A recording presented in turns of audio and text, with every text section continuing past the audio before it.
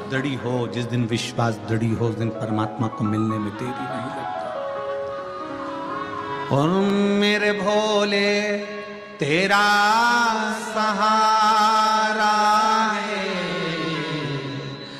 मेरे भोले तेरा सहारा है, मेरी नैया का तो किनारा है, मेरी नैया का तो किनारा है।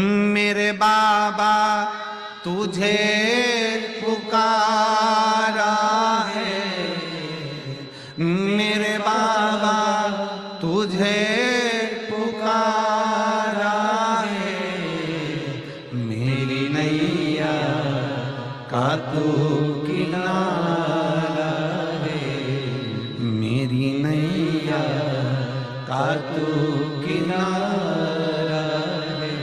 नंदी प्रेरणा दे रहा है सामने बैठकर कि बाबा की ओर दृष्टि कर कर निहारते रहो, बाबा को देखते रहो, उसको निहारते रहो, उससे आस जोड़ कर रखो, उस पे विश्वास कर कर रखो। जिस दिन तुम भगवान को निहारते रहोगे, देखते रहोगे, उसकी ओर दृष्टि बना कर रखोगे, उस दिन वो परमात्मा संभाल लेगा, वो संभाल लेगा।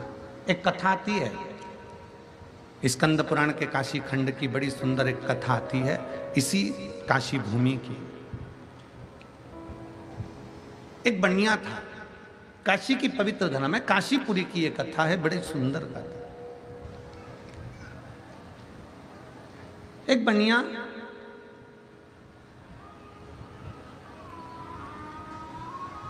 जिसका नाम था रांति देव, काशीपुरी में उसका निवास था, उसकी पत्नी थी और उसका एक बेटा था।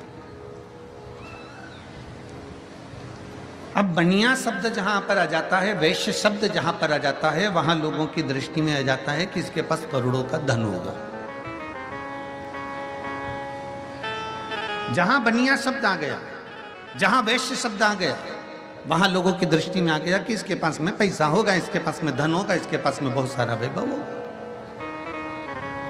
पर कोई जरूरी नहीं कि किसी के पास करोड़ों का धन है, करोड़ों की जायदाद है, या करोड़ों की संपदा है, या वैभव बहुत है।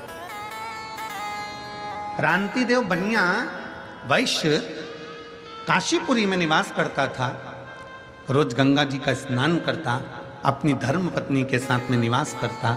उसके घर में कुछ भी नहीं था, कुछ भी नहीं। काशीपुरी का निवासी था,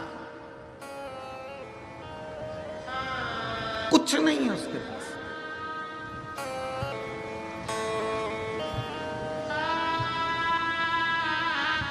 दुनिया के लोग कहते हैं गुरुजी हमारे पास में कुछ नहीं है। शिव महापुराण की कथा कहती है जिसके पास में शंकर रूपी भक्ति है, जिसके पास में भगवान शिव के विश्वास है, जिसके हृदय में शंकर समाया हुआ है, समझ लेना कि तुम्हारे पास में दौलत की कमी नहीं होगी, क्योंकि वो कुबेरेश्वर महादेव तुम्हारे साथ में समाये, तुम्हारे साथ में है।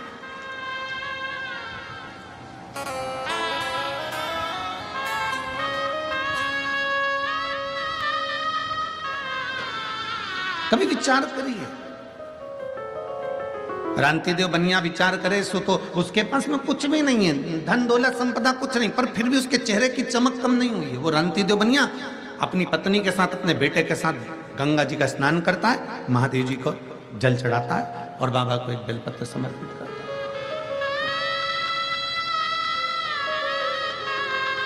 भक्ति में डूबा हुआ है, भजन में डूबा हुआ है।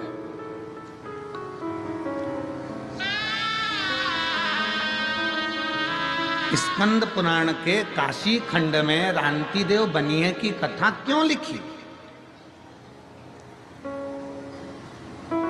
और संपूर्ण काशी क्षेत्रवासियों को यह स्मरण होना चाहिए, संपूर्ण काशी क्षेत्रवासियों को।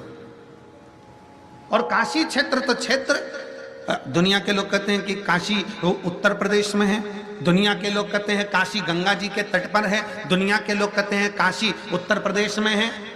शिव महापुराण की कथा कहती है, जो अपने घर में बैठकर भी भगवान शंकर को याद करता है, उसका दिल और उसका घर काशी हो जाता है।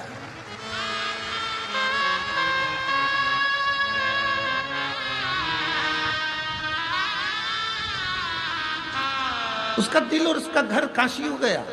आप अपने घर में बैठकर काशी का स्मरण कर लीजिए, आप अपने घर में बैठकर विश्वनाथ जी का स्मरण कर लीजिए।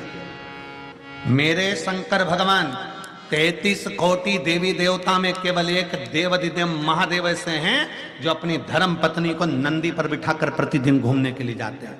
तो केवल मेरे बाबा केवल काशी में नहीं घूमते हैं, वो कैलाश से चलता है, काशी से चलता है। और जो अपने घर में बैठकर भी मेरे विश्वनाथ को याद कर लेता है, मेरा विश्वनाथ मन पूना को लेकर उसके घर पहुंच जाता है। उसके घर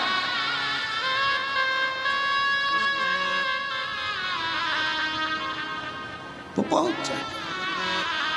किस रूप में आएगा, कब आएगा, कैसे आएगा, ये वो जानता है, उसके सिवा कोई नहीं जानता।